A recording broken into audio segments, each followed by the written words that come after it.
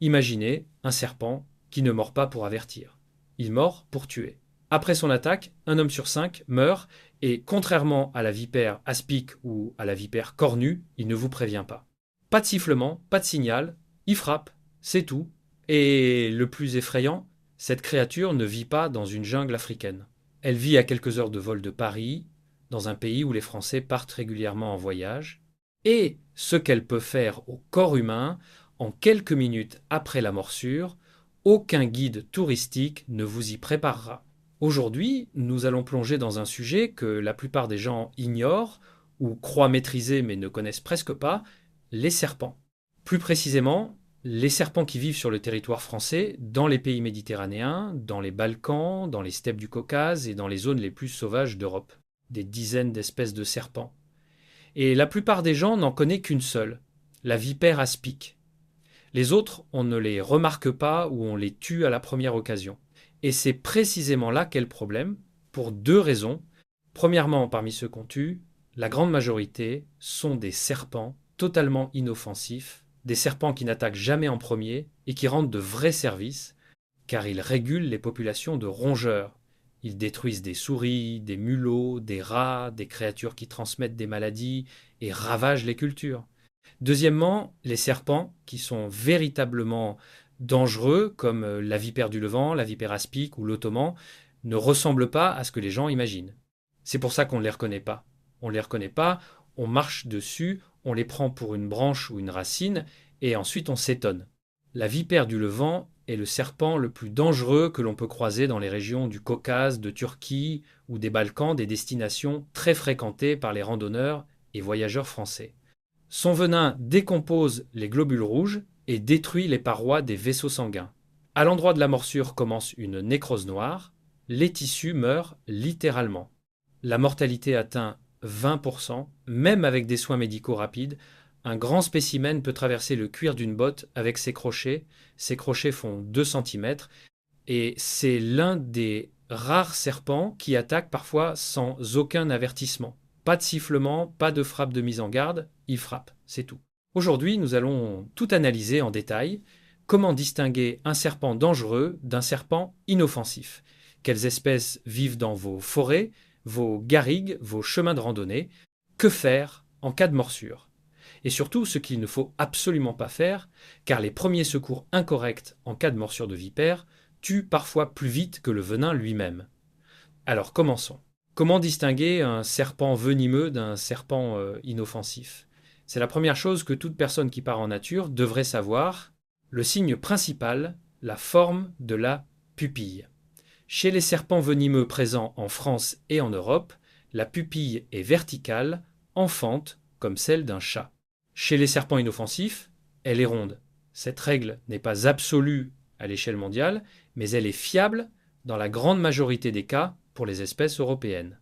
Deuxième signe, la forme de la tête.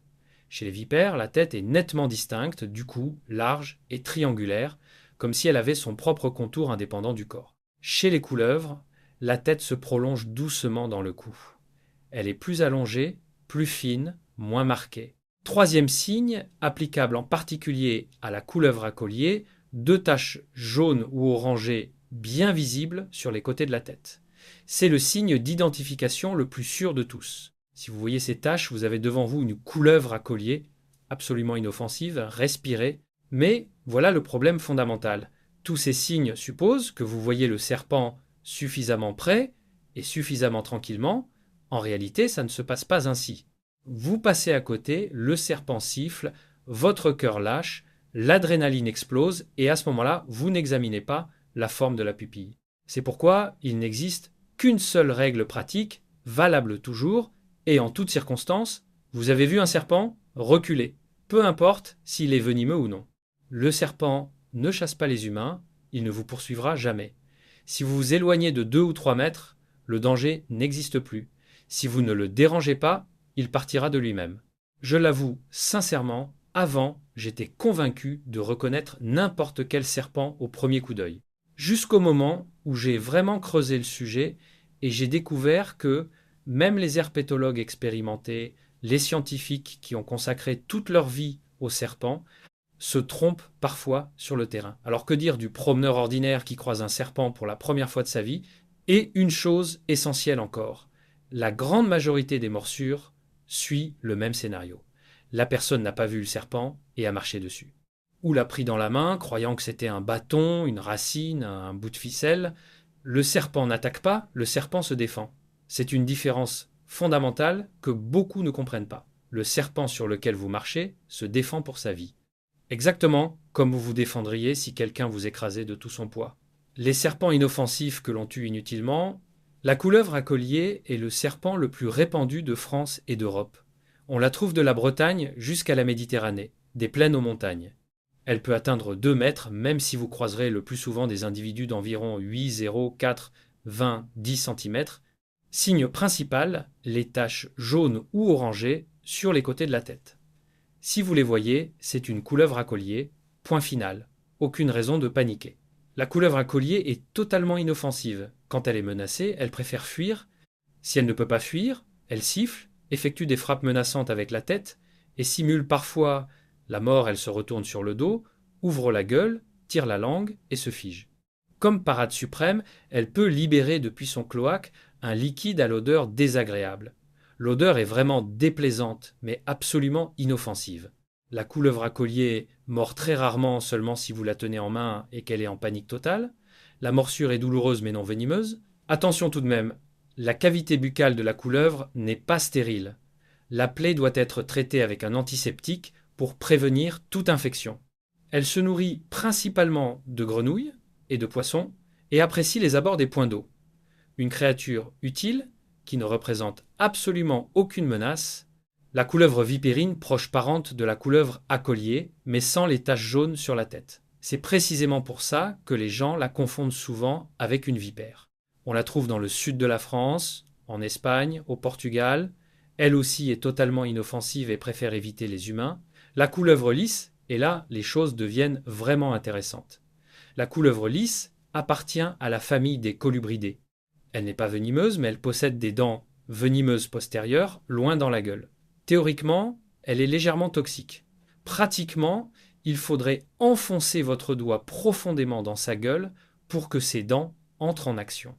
La couleuvre lisse est petite et n'est tout simplement pas capable physiquement de mordre, de façon à ce que les dents postérieures pénètrent suffisamment dans la peau humaine. Et pourtant, beaucoup la considèrent comme venimeuse et la tuent à chaque rencontre. C'est une tragédie. Dans plusieurs régions de France et d'Europe, la couleuvre lisse est inscrite sur des listes d'espèces en danger et son nombre décline dramatiquement à cause de ce mythe. À cause de l'ignorance, à cause d'une peur qui n'a aucun fondement réel. La couleuvre de Montpellier a un grand serpent qui peut atteindre 2 mètres, agressif à sa façon et pourtant totalement inoffensif pour l'humain. C'est une exception à la règle selon laquelle un serpent fuira toujours plutôt qu'attaquer. À l'approche d'un humain, la couleuvre de Montpellier peut se dresser et tenir son terrain plutôt que de prendre la fuite. Elle peut simuler une posture menaçante très impressionnante. La morsure est douloureuse, elle a des dents solides, mais aucun venin dangereux pour nous. Elle vous fera certainement peur, mais ne vous blessera pas vraiment. Elle vit dans les garrigues, les zones rocailleuses et les boisements du sud de la France, de l'Espagne et du pourtour méditerranéen. La couleuvre à 4 raies, un grand serpent non venimeux, présent dans les Balkans, en Grèce, en Italie du Sud. Elle chasse par constriction, s'enroule autour de sa proie et l'étrangle. Elle se nourrit de rongeurs et peut avaler un campagnol entier, voire un lapin. Elle détruit les nids d'oiseaux. Quand elle est menacée, elle imite le comportement des vipères siffles et fait vibrer le bout de sa queue. C'est du pur théâtre, aucune menace réelle. Et maintenant, une première question pour vous. Avez-vous déjà croisé un serpent en nature? Et comment avez-vous réagi? Vous avez fui? Vous l'avez tué? Ou vous l'avez observé calmement? Écrivez-le moi en commentaire, ça m'intéresse vraiment. Les serpents véritablement dangereux. La vipère aspic est le serpent venimeux le plus répandu de France. Elle est responsable de la majorité des morsures de serpents dans l'Hexagone. On la trouve littéralement partout, des Pyrénées aux Alpes, des Vosges au Massif central, des lisières de forêt aux landes ensoleillées. Elle est active en journée. Sa longueur habituelle est de 6,0, 60 10 cm, 80 cm au maximum. Sa coloration est extrêmement variable, du gris clair à presque noir. Le signe commun est un zigzag sombre le long du dos, mais sur les individus noirs, il ne se voit pas. C'est pourquoi il est facile de confondre une vipère aspic sombre avec une couleuvre. La tête est nettement triangulaire, séparée du cou par un rétrécissement pupille vertical. Que fait le venin de la vipère aspic au corps humain? Il agit simultanément sur le système cardiovasculaire, le système nerveux et le tube digestif. La personne mordue développe de la fièvre, une tachycardie, des gonflements. Une cécité transitoire peut survenir et dans les cas graves, un œdème des voies respiratoires. Sans soins médicaux, le risque de décès existe. Avec une prise en charge rapide, la grande majorité des gens se rétablissent. La vipère aspic n'est pas agressive. Elle ne mord que quand elle se sent menacée. Si vous marchez dessus, si vous la saisissez, si vous l'effrayez, si vous lui laissez la possibilité de partir, elle partira. C'est l'information clé à retenir. La vipère de Ségur et la vipère d'Orsini vivent dans les zones montagnardes du sud de la France et des Alpes. La vipère d'Orsini est l'une des plus petites vipères d'Europe, elle dépasse rarement 50 cm. Son venin est moins toxique que celui de la vipère aspic. Les cas mortels après sa morsure sont pratiquement inexistants. En 1 à 2 semaines, la personne se rétablit complètement, mais attention, moment important. La vipère d'Orsini est une espèce menacée. Elle est strictement protégée en France. Sa population décline brutalement à cause de la destruction des pelouses sèches par l'agriculture intensive. Si vous la croisez, elle a besoin de protection, pas de destruction. C'est un serpent venimeux qui mérite d'être protégé. La vipère cornue, l'une des plus spectaculaires et des plus reconnaissables. Elle porte une petite corne sur le museau. Elle vit dans le sud-est de la France, en Corse, dans les zones rocheuses méditerranéennes.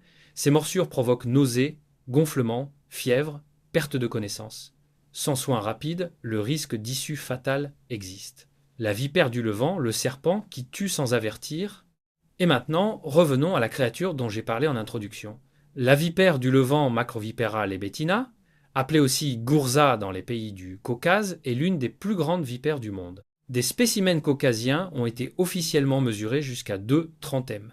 Le poids des grandes femelles atteint 3-5 kg. Un serpent de la taille d'un petit chien, avec un venin qui tue. Ce serpent vit en Turquie, dans les pays du Caucase, en Arménie, en Géorgie, en Azerbaïdjan, des destinations de plus en plus prisées par les voyageurs et randonneurs français. Il vit aussi dans certaines îles grecques comme Milos, Sifnos ou Kimolos. Il existe un témoignage d'un herpétologue mordu par une vipère du Levant lors d'une mission de terrain en montagne. Il a réussi à rejoindre le village le plus proche à pied plusieurs heures de marche. À son arrivée, sa main avait enflé à la taille d'un tronc d'arbre, la nécrose avait commencé, les médecins pensaient initialement qu'il faudrait amputer la main. Il a survécu, sa main a été sauvée, et il a continué à travailler avec des vipères du Levant. Un homme mordu par le serpent le plus dangereux de la région et qui y est retourné. La vipère du Levant sait nager, c'est documenté. Elle a été observée en train de traverser des rivières et de chasser dans des eaux peu profondes. Contrairement à la plupart des vipères, elle chasse activement non seulement des petits mammifères, mais aussi des oiseaux. Elle peut bondir verticalement pour attraper un oiseau sur une branche. Un serpent qui saute après des oiseaux, encore un fait qui brise les idées reçues sur ce que les serpents peuvent faire. Le venin de la vipère du Levant est utilisé en médecine. On en tire des préparations pour traiter les thromboses et certaines maladies du sang. Une traite, la procédure de prélèvement du venin fournit 100 à 300 mg. C'est une quantité énorme pour un seul serpent et ce venin sauve des vies. Les serpents et la science, comment le venin sauve des vies. Le venin de serpent est l'une des substances biologiques les plus complexes de la nature. Il peut contenir des centaines de protéines, d'enzymes et de peptides différents, chacun avec un effet unique. Et c'est précisément ce qui rend le venin incroyablement précieux pour la médecine, non comme menace, mais comme source de médicaments. Le captopril, l'un des médicaments les plus répandus contre l'hypertension artérielle, a été créé sur la base de l'étude du venin d'un serpent brésilien, le jararaca. Les scientifiques ont découvert que le venin contenait une substance bloquant l'enzyme qui fait monter la pression. De cette découverte est née toute une classe de médicaments, les inhibiteurs de l'ECA. Des millions de personnes en France les prennent chaque jour. Un médicament contre la tension artérielle issu d'un venin de serpent, et la plupart des gens ne le savent pas du tout. Le tirofiban, un médicament contre la formation de caillots sanguins, a été développé à partir du venin d'une vipère africaine. Les antidouleurs issus des venins de code marin sont 1000 fois plus puissants que la morphine. Et encore une chose fascinante, les antidotes contre les morsures de serpents sont produits grâce aux serpents eux-mêmes. On injecte aux chevaux de petites doses de venin, leur système immunitaire crée des anticorps, ces anticorps sont isolés du sang du cheval et purifiés. Le résultat, c'est le sérum. Cette technologie a plus de 100 ans et reste aujourd'hui la méthode principale de production des antivenins. Une technologie centenaire qui fonctionne toujours parce que personne n'a inventé mieux. L'étude des serpents a permis de mieux comprendre les mécanismes de la coagulation sanguine, le fonctionnement du système nerveux et les processus de mort cellulaire. Les serpents sont des participants involontaires à des découvertes médicales qui ont sauvé des millions de vies. Ce renversement de perspective m'a sincèrement le plus étonné de tout. Une créature dont nous avons peur, que nous détruisons, est en même temps la source des médicaments que prennent nos parents pour la tension, pour fluidifier le sang contre la douleur. La nature fonctionne ainsi. Même le venin devient médicament entre les bonnes mains. Un paradoxe qui devrait changer notre regard sur les serpents. En guise de conclusion, la France est un pays où l'on peut vivre toute sa vie sans jamais croiser une vipère. Mais ça ne signifie pas qu'elles n'existent pas. Elles existent, elles vivent à côté de nous, dans les forêts, sur les bords de rivières, en montagne, dans les garrigues et les landes. Et la meilleure chose que vous puissiez faire, c'est les connaître, distinguer une couleuvre d'une vipère, retenir que la majorité sont inoffensives, savoir quoi faire si l'une d'elles vous mord quand même, et surtout savoir ce qu'il ne faut absolument pas faire. C'est pas de la paranoïa et c'est pas de la peur, c'est simplement de la connaissance. La même connaissance que savoir quels champignons en forêt sont comestibles et lesquels ne le sont pas, un savoir simple qui peut sauver une vie. Si cette vidéo vous a apporté quelque chose de nouveau, si elle vous a fait réfléchir à la façon dont nous nous comportons envers les créatures avec lesquelles nous partageons notre planète, je serai heureux de votre soutien. Abonnez-vous à la chaîne, partagez cette vidéo avec ceux qui passent du temps en nature et écrivez-moi en commentaire ce qui vous a le plus surpris. Merci de regarder et à la prochaine vidéo.